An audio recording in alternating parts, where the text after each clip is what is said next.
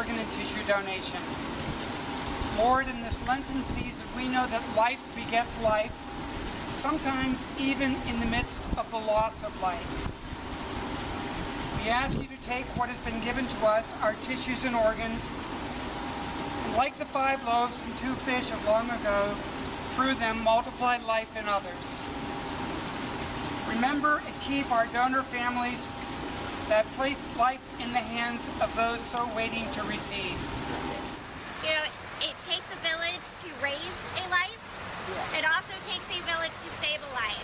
And that comes down to the organ and tissue donors, their loved ones, our hospital partners in sharing, of course the donor programs, educational organizations, including the National Kidney Foundation, and all of our many volunteers, which I am proud to say Mr. Bill Hahn is one of our volunteers who helps us spread the word. TransLife service area is comprised of more than 3.4 million people, and I have a team of 4 to help educate all those people. So we rely heavily on our partners. So thank you so much for your support, and enjoy Donate Life Month. Spread the word. I enjoy being part of this every year. My husband is a heart transplant recipient. I'm just saying it's his 10th year anniversary, so he's not sick anymore. He's not special. He's just here.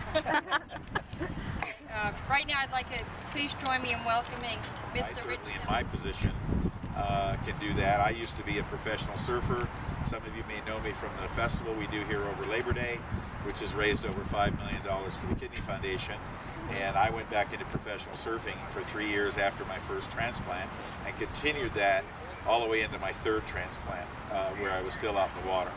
And so I celebrate, you know, the good things that I can do, because my brothers, who were the great heroes, laid down their life to keep me alive.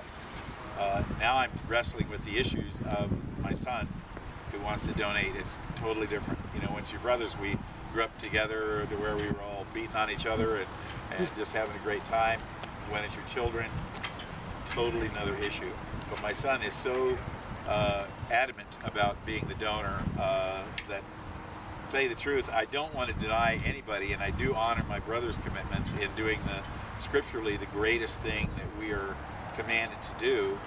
When Jesus said the greatest thing that you can do is lay down your life for a friend. Well, that's a very deep scripture. It's not just, I'm going to help you take out the garbage or do the dishes. It really is deep, and organ donation is definitely in that category. So I really am honored to be in the presence of saints and future saints when we're dealing with organ donation, and certainly in my family. My story differs a little bit than Rich's as far as how we came about receiving the gift of life. Obviously, he had brothers, and they were good enough and saved his life more than a few times. I had my transplant on what I call New Year's Eve, New Year's Day. It started New Year's Eve just before midnight in 2008, and was ended and completed basically at 5 o'clock in the morning on New Year's Day of 2009. So I tell people to be in surgery for a year is quite a long time, but it's well worth it when you wake up with the gift of life. And I was one of the lucky ones. I was dealing well with dialysis. I was in good shape. I didn't have a lot of complications. And I was willing to wait. I was planning on waiting 2 or 3 years before I received the transplant.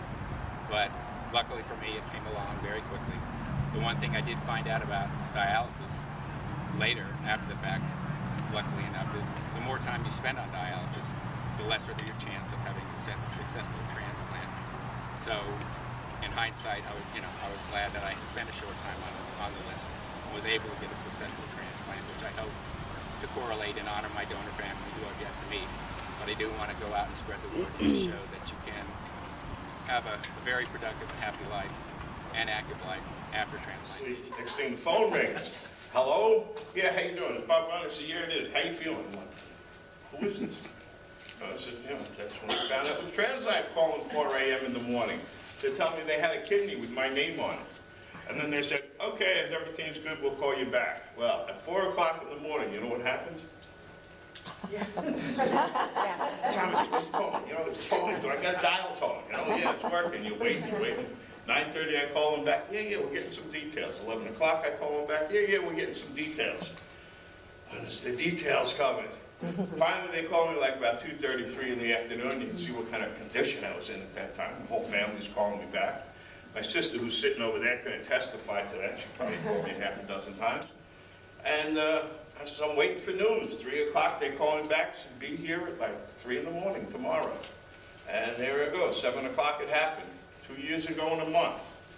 But Audrey asked me up here for a testimonial.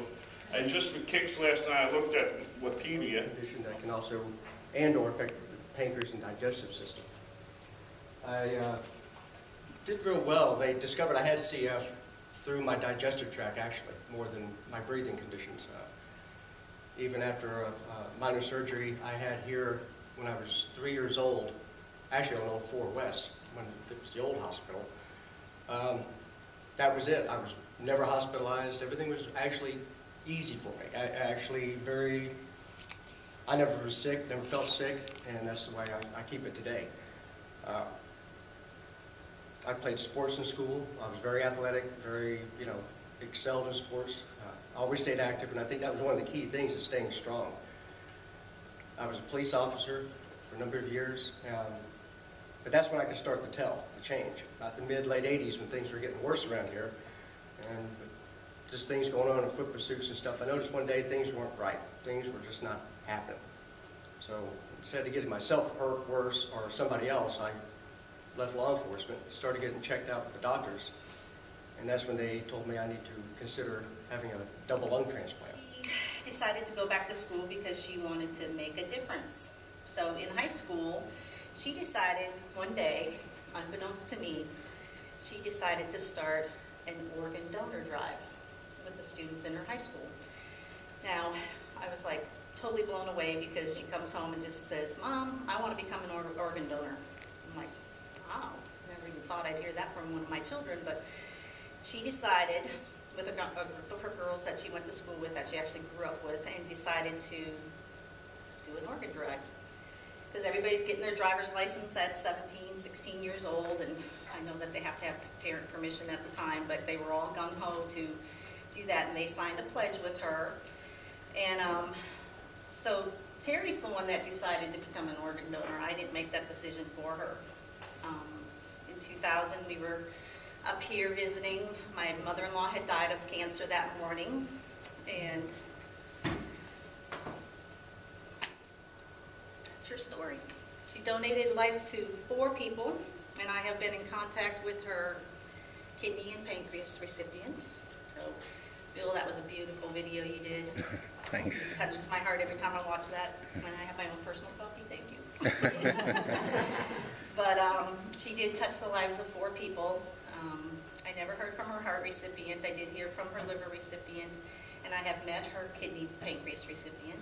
Inside the gift you gave, money can't buy now each day. I feel brand new, got me back to living my life. It's a joy to have this time. I never thought my dream would come true.